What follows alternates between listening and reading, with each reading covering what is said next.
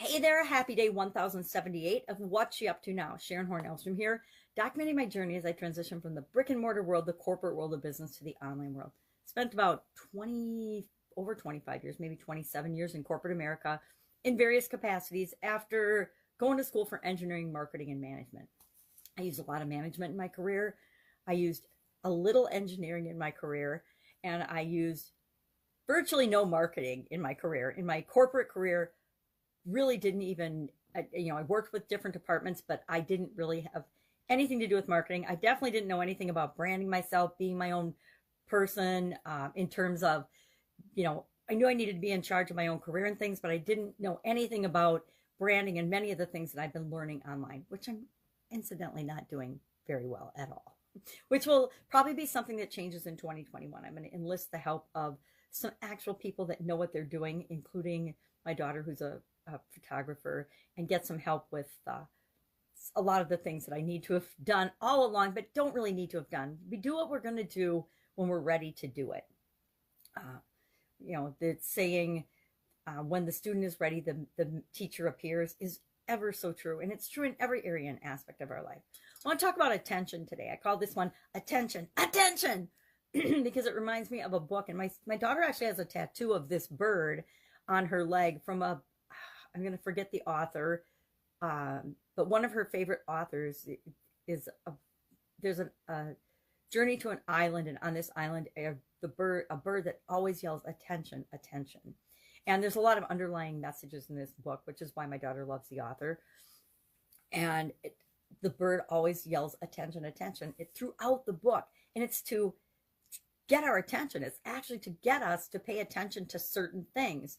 And doesn't it feel like the world is always screaming at us all the time now, whether it's television or social media or in our phone streams, or people literally screaming at us to get our attention, or signs, or, billboards, headlines. Almost everywhere we go, we are inundated with so much. We're barraged with it. It's like things are being thrown at us all the time. And most of it, we have the ability as human beings in our brain to just filter it out. But there are things, depending on what's important to you and important to me, that filter through and sneak in. But it's important every once in a while to ask ourselves, what am I paying attention to? What am I letting in? What am I spending my time and energy on? What am I listening to? What am I paying attention to? I used to, when I was younger, like everybody else, I loved music. When I was in high school and in college and a little bit after college, I absolutely loved music. I had thousands and thousands of, believe it or not, records and cassette tapes, hundreds and hundreds of them, and thousands. And I had a huge collection, and I always had music going on and always was listening to music. Or if I was driving around somewhere, I always had the radio going. And it was probably in my I want to say my early 20s, but it wasn't my early 20s. It was my mid 20s, mid to late 20s, where I started to get involved in more personal development training and things with one of the organizations that I worked for out of college. It's a company that's known for, and I think they're still known for it, incredible personal development and management development and people development within the company. And I was fortunate enough to work for them right out of college. And that's where I always loved learning. I was one of those people that probably never wanted to get out of school, never wanted to quit college, never wanted to quit doing advanced learning and trainings and seminars and webinars. Now they're webinars and teleseminars. But back then it was, you'd go to live events, you'd go to trainings, you'd go to, what were they? Fred Pryor seminars. And there were a couple big seminar circuits, the Nightingale Conant stuff. I listened to probably almost everything that they ever produced throughout my career. Because I learned early on, especially when I was driving far to and from work, that I could listen to things that were feeding my mind and feeding my brain and teaching me something or exposing me to something different than just the babbled and the talk on talk radio, or the babble and the talk on, any radio station in between songs. There was always just some nonsense going on. And I could listen to that, and it would entertain me, but there's more to life than just entertainment. Or I could listen to things that would help me to be a better person, help to improve me. And I chose early on I guess, relatively early on compared to lots of people to start doing that and listening to that. So in the 1980s, I actually was challenged in one of these trainings. It was called Louis Tice training, to turn off all outside media for a week. During the week, it was a week-long training, and we were challenged back then to just turn it off and stop listening to it and see what kind of an impact it had on our life. It had such a profound positive impact on my life. I very rarely since then have turned on the news. Now, 9/11, I was working at an industrial bakery when 9/11 happened. And that is one time I remember we all turned on the radio and we all turned on the news, and we together experienced what was going on in another part of our country. And so there's like a few times like that I remember, but for the most part, stayed away from other media and things. Now with social media, it's really hard to be cut off and turned off, especially when I'm doing things like Facebook Lives to share information, create videos, and post them on different platforms. It's in our face all the time, and we actually have to find ways and strategies to determine what we are and are not going to pay attention to. Like, I've personally set rules for myself: no phones or screen time, like for a half hour or an hour before bed, because it gets me thinking about things that other people are feeding me. And it's actually things that whatever platform I'm on are feeding me based on my previous selections. So if I happen to have gone through a political or a stage where I'm listening or watching or investigating a certain topic, my feed will be serving me all those things on that topic. And it might be a topic I just had a quick passing interest in, like think of shopping during the holidays, right? During the holidays, I went on my phone, went on my computer, and did some online shopping. Well, mainly because of COVID and we weren't really going to stores. So now whenever I go on any platform, all of these advertisements and things of, baby gear for my daughter. I'm not worried about baby gear, but my daughter is. She's having a baby in February. So all these baby things are popping up on my feeds and my screens and all kinds of things, just because for a short period of time, I showed an interest in something. So now I got to go on there and show an interest in some other things that I really want to see, so I keep seeing them. But with social media, it's really a challenge to turn it off. Now, of course, we can always just turn off our phone. Got in trouble last night because I went to my sister's and we had dinner and watched a movie and things, and my kids, I left my phone in my purse upstairs and I didn't check it and I didn't answer it. And they're like, "Where are you? Why aren't you answering?" I'm like, "Okay, I know, I'm out. Don't freak out." So attention, what are we paying our attention? And what are we giving our attention to? Are we giving our attention to, I'll be the first to admit that during COVID-19, I gave a lot more of my attention than I normally would to things like Netflix, to things like watching documentaries, to things that I would normally consider time wasters, just because all of the other activities that we'd normally be doing or I'd normally be out participating in and experiencing were shut down, locked down. I mean, we're still in a curfew in my little town due to the neighboring state, not due to our state, but due to the challenges from our neighboring state, where I live in a border town.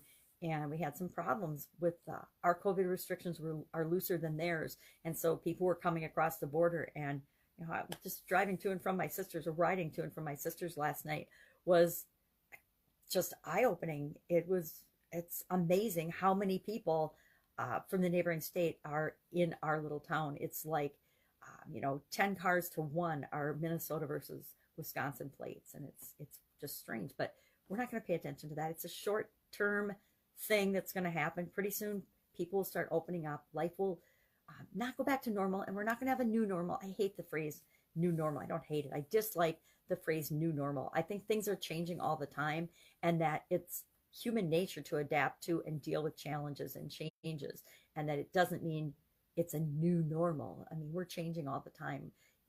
It's when we become fixed and stagnant that we have trouble and challenges. So what was I doing? I'm actually only doing 3 videos a day right now, which is totally weird for me. It totally feels strange. It feels like I'm not talking enough, which is probably why I'm talking too much on this particular segment. But our idiom today for Supersize Your Business was, no man is an island. I think a lot of the things that I've been talking about for a long time now, but especially all of last year and this year as well, it seems like the theme will continue and trend into, is we are all connected as people and as human beings. We don't get through life on our own. We need help. We need other people. We need to be and we need to realize and remember that we are all connected. So if I do something good or bad to another person, that is the same as doing something good or bad to me. So if I am rude and disrespectful to someone else, that's as if I'm being rude and disrespectful to myself. We are all a reflection of what we're thinking about ourselves. And that's hard to remember sometimes when we get in heated debates and things, but we need to remember to always treat people the way we want to be treated. If I don't want to be called names and disrespected, I'm never going to call somebody else a name and disrespect them. It doesn't mean I'm not going to question when they say things or behave in a way that I don't think is very respectful, but that doesn't mean I'm going to resort to calling them names or stoop to the level of other people. It's just, I don't want to be seen or viewed, or I don't want to behave that way. I know that we're all connected and that we need to treat other people the way we want to be treated. So it's interesting. I think I've been doing 14 days of Proverbs, and I didn't go back all the way, but at least 3 of them relate to the interconnectedness of human beings. 2 heads are better than 1. Birds of a feather flock together. No man's an island. No person's an island. I guess it's 2021. So we're going to have to say no person is an island. Then I got to thinking how many of these idioms and expressions that we've used for centuries are going to be changed now because of our new political correctness. I hope not, because I think that by changing history just because we want it to say something different than what actually happened, we're deluding ourselves and we're setting ourselves up for failure. Just my personal opinion. So no man is an island. Our do one thing a day that centers you today was about the extra mile, which I absolutely love that expression. You know, there's never traffic on the extra mile, or it's not crowded on the extra mile. And that is so true. And if you think back in your life about anything that you've wanted to go for and work toward, usually a lot of people say they want to do something. And then of that, say there's 100 people that say they want to do something. I want to start a business. I want to start a business. I've been in the business world for a long time. So I interact with a lot of people that say they want to start a business. So say there's 100 people that are all saying they want to start a business. Of that 100, within a year, 95 of them will have never done anything to move towards starting a business, which is really sad, right? But it's the same statistics. I love statistics because if you look at numbers and pay attention to numbers and statistics, they show you everything, right, that you want to know. Now, there's lots of ways to manipulate and lie with statistics, but there's also, if you look at the raw data, you can really find out and learn a lot about things. So that applies, that basic number applies to everything. People say, well, 95% of businesses fail in the first year. Well, guess what? 95% of anything people quit or don't do or abandon in the first year.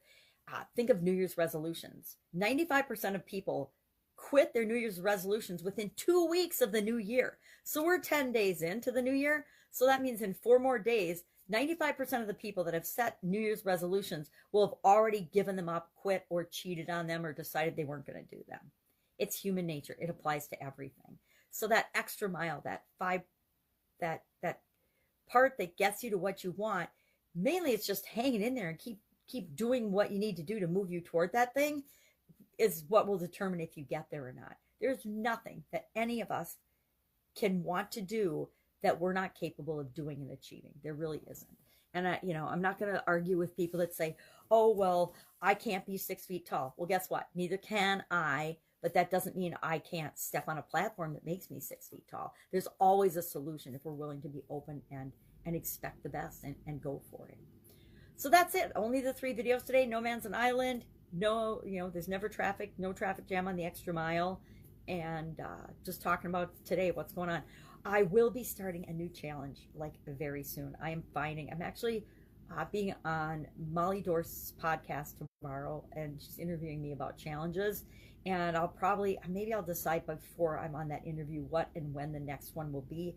But I am finding that the first 10 days of this year are not as fun as the entire year last year, because every day last year I was working on several different challenges, and I was leading groups through challenges. The Get Up and Go challenge, we did over a 30+ day challenge 5 times last year, from April to December. We wrapped the last one up December 31st.